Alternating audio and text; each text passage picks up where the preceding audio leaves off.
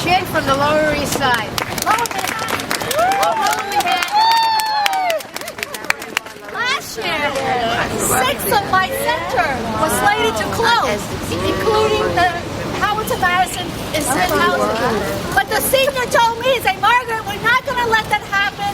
And they organized and they got the most signatures out of all the city councils.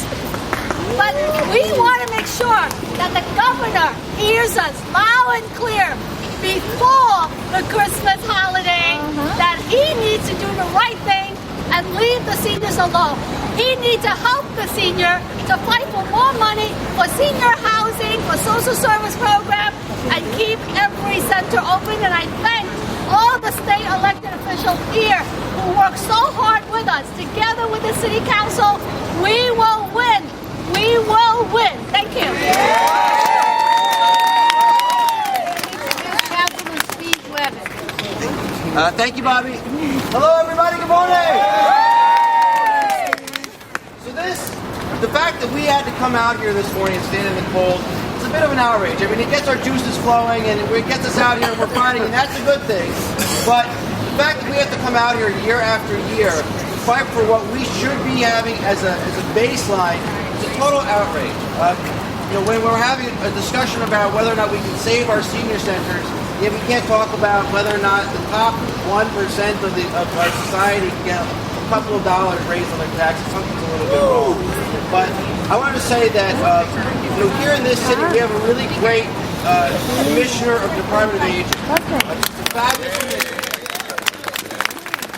One of the best that we have in the city of New York. Where is she? Right here. Oh, don't do that. Lillian Paoli.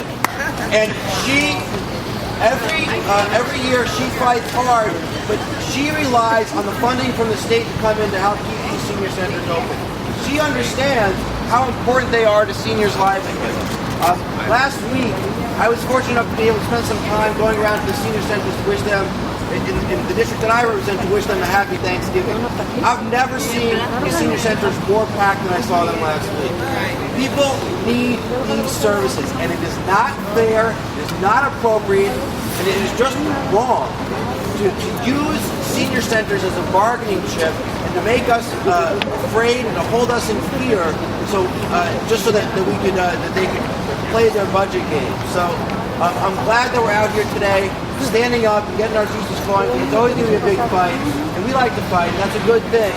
But I think that we got to stand strong, not back down, and say we need our funding.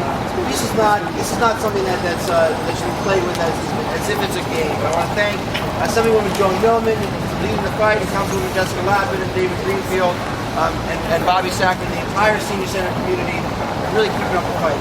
Stay strong and fight.